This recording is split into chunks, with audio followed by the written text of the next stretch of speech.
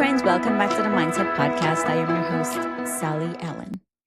And today we're going to talk about feedback. Yes, feedback can be difficult. No one wakes up in the morning and says, Hallelujah, I am excited to receive feedback today on how I am doing. Our first instinct is to cringe, to be defensive, and to explain ourselves away. Because here's the question. As a leader, the question we need to ask is avoiding feedback costing us more than receiving it. Because if we stop learning, we stop growing, and then we stop leading. And I always say this I love this quote from John Maxwell. If you think you're leading and no one's following, then you're only taking a walk. And so, not open to receiving feedback stunts our growth, stunts our leadership, but it also stunts our people from growing and being empowered. I got certified to be a 360 consultant. And boy, did it open up my eyes about leaders and their thought process when it comes to feedback. But here's the thing 360 feedbacks remove the guesswork on how your boss is thinking about you, how your boss's boss is thinking about you, how your peers are thinking about you, and how your direct reports are thinking about you. And it opens up the door for growth and development, but also honest conversations. Now let's shift the lenses because feedback isn't just about connection, it's about clarity and it's about growth. They understand that feedback is about action, it's not about their worth, and it's not a personal attack against them. They also get curious instead of defensive. Instead of being defensive, what they do is they ask more questions. Why do you think this? What can I change? What can I do? I remember the first time a leader asked me that. In fact, I threw a tantrum. I'm not proud of it. And I stomped out of the room because he won't even look at me when I talk to him. He would just look at his computer. And I felt like I didn't add value to his team. He would talk to me, but wouldn't look me in the eyes. And he called me. He said, Sally, stop. Did you just stomp out of the office? I said, no. He said, yes, you did. Come back, sit down, and tell me what I can do to change. It changed the trajectory of our relationship. We are good friends to this day. But that was a great leader. He just stopped. He recognized he was self-aware. And he made changes. But I did too. I wasn't stomping around his office anymore. But great leaders also treat feedback as data. They treat feedback as data, not judgment. They look for patterns, not isolated opinions. And that's what makes a difference. Now, the way the 360 review works, it's a circle. Think about the hemisphere. And there is the creative competencies up there and the reactive competencies down here. And when a leader sees that they score high on the reactive competencies, which is not good, they automatically cringe because the reactive competencies is limiting their leadership growth. Now, I always explain to them, reactive competencies are your superpower.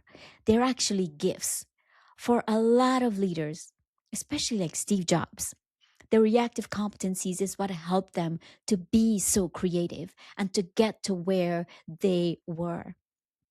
But at some point, we have to also realize that the reactive competencies could, at some point, we need to pivot a little bit and move and flow into the creative competencies. And that's what a 360 review helps you to see, but it also helps you to flow into that top half of that hemisphere where your creativeness lives. And it's a beautiful thing to watch a leader flow from their reactive competencies to their creative competencies. Feedback is not something to fear. I remember when I used to fear feedback and I used to cringe when I got feedback. And I realized it was my internal processor, my mindset, that automatically when somebody says they want to talk to me or somebody says something negative, I go to this is a personal attack against me. I don't look at it like, oh, I can grow or I can change. I remember another story when I started at a gaming company 16 years ago. And my boss first gave me my review, and it was a stellar review. And he had two things that I could change because, listen, we will never get to 100% perfect. And I wanted to think that I was perfect.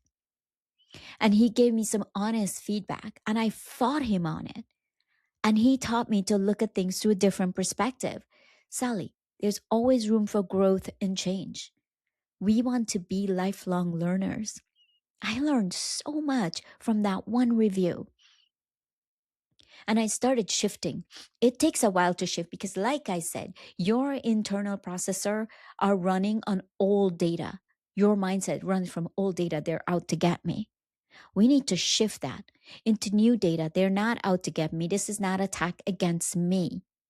It's something that I can change, something I can use to grow, something I can change and use to elevate my team and grow my team.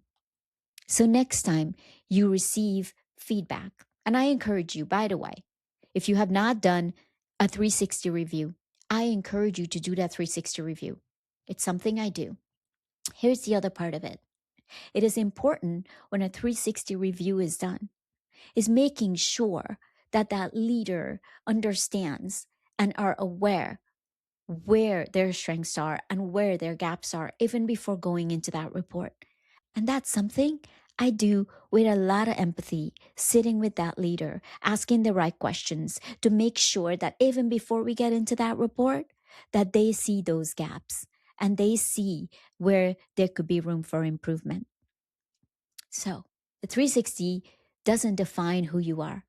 It reflects how you are experienced by your peers, by your direct reports, by your boss and your boss's boss. And when we stop treating feedback as criticism and start treating it as insight and data, we stop reacting and start leading. So next time you receive feedback, pause before you defend. Don't ask, how do I prove this wrong? But ask, what do I need to change? And what do I need to learn from this? Because leaders who grow fastest aren't the one who avoid feedback. They're the one who use that feedback. Your mindset determines whether you limit your development or whether you grow. You choose. Remember what I always say, if you change your mindset, you can change your life. If this episode resonates with you, please like and share. Have an amazing day. I'll see you in the next episode.